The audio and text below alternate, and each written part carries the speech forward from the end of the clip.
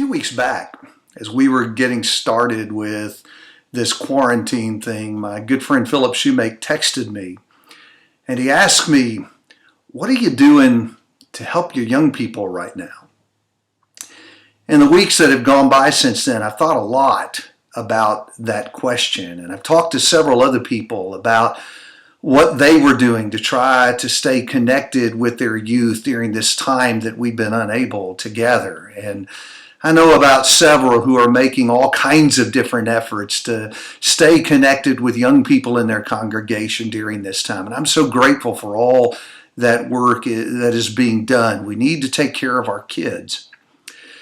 But the more I pondered that, there was another thought that came to me, that maybe this would be an excellent opportunity to get back to something even more basic and more fundamental. Let's appreciate that there is a role for churches to play in helping to teach young people and assist with their spiritual growth. But I know that all of us believe that at the very best, what churches do in this regard is just a small supplement to the great bulk of teaching that parents ought to be doing at home.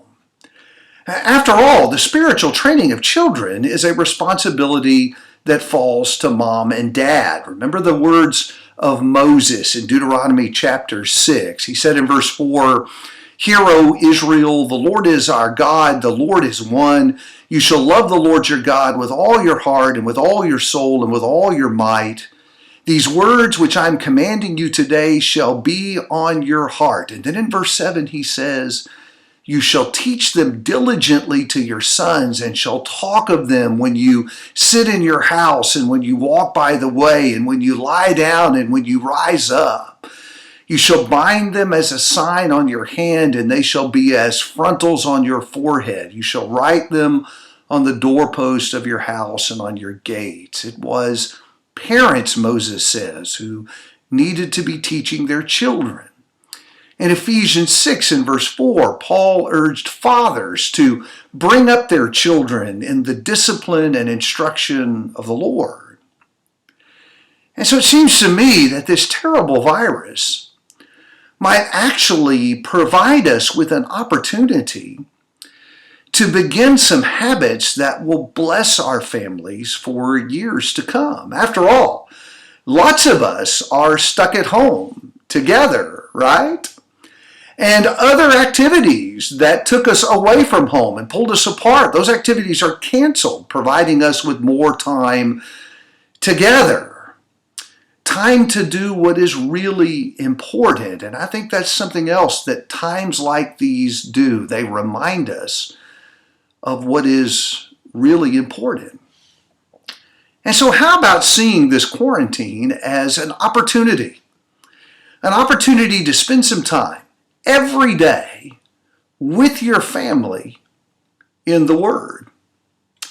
Now, I know that's kind of an easy and rather obvious thing to say, but I think if you've gotten out of the habit of doing that, it may be a struggle to figure out how to get started again and to know exactly what to do when I want to sit down with my family and spend time in the Word. And so what I'd like to do is to give you a simple strategy for doing that. We're going to call this the search and discover method, and it's a strategy that Heidi and I used with our boys when they were growing up at home. Hope it's a method that will work for your family too. It's a really easy method to implement, just 3 simple steps. Starting with this. Number 1, you got to pick a passage. And it doesn't matter which passage you choose because the method will work with any passage. And so for our church family, we have a weekly Bible reading program. And so the easiest thing for our families to do is just to pick the passage we happen to be working with that week. Maybe your family would like to do something different. Maybe you'd like to read a book of the Bible together, like Philippians or Proverbs. Lots of families love to read Proverbs together, and it's a great book for family reading. Or you may choose a passage that's going to help you address a specific lesson that you want to teach your family. And so maybe you guys are going to read Malachi 1 together because you want to talk about having more reverence and respect for God. That's a great passage from which to teach that lesson. So you can really pick any passage you choose.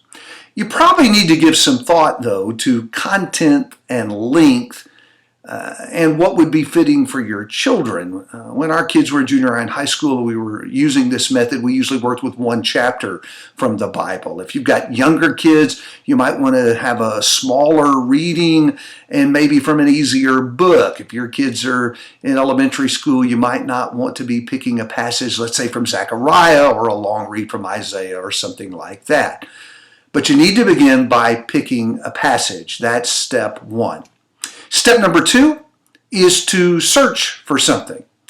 And so have each family member read the passage that was picked, and while they're reading, to look for specific information. Now again, this is up to you, what you choose to have them search for. It can be just sort of a generic search.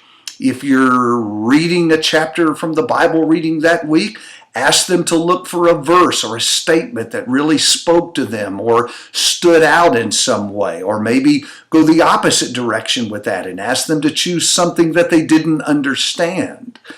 If you're reading the book of Proverbs, you might ask them to select a verse or two from that chapter that really was helpful to them.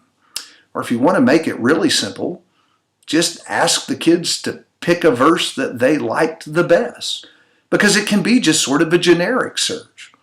You might also have them search for something very specific. If you are reading Malachi because you want to talk about having honor for God, then have the family search for all the different ways these people were dishonoring God, to make a list of those passages. Maybe if you're reading from Proverbs, there's a chapter that says several things about taming the tongue or how we handle money. Ask your family to search for all of those references that they can find in the chapter. The point is that they're not just reading, but they're reading with a purpose. They're searching for something. It's sort of like a spiritual scavenger hunt. Step number 2 is to search for something. And then step number 3 is to discuss whatever you discovered. And as you might anticipate, it is the most important step in the process, because now we're going to do something with this text we've been working with. We're going to talk about what we found.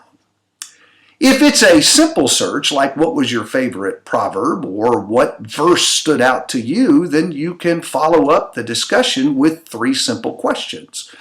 First, which proverb was your favorite, or what verse did you like the best? Second, why did you choose that one? And third, how can we use this verse or this proverb to help us be more like Jesus? If the search was more complex, I don't think the questions really change all that much. For example, if you're working that text in Malachi 1 and talking about the ways people dishonor God, then ask, 1, what examples did you find? 2, how did this behavior dishonor God? And 3, what is the lesson for me and you to take away from this text? I think the more you work this model, the better you will understand, first, what passages work with your crew, and second, what are the best questions to ask your family. But I think if you'll ponder this, you'll begin to see how this model will not only serve to get us all together in the text, but it's going to open up some powerful discussions of the Word. You may find going 30 or 45 minutes just working those 3 simple questions with every family member. And wouldn't it be wonderful if 10 years from now you look back on this period we've spent quarantined and you have a happy memory, because it was during this time your family developed a powerful habit of being in the Word together every day. I hope this method will help your family to do just that. God bless.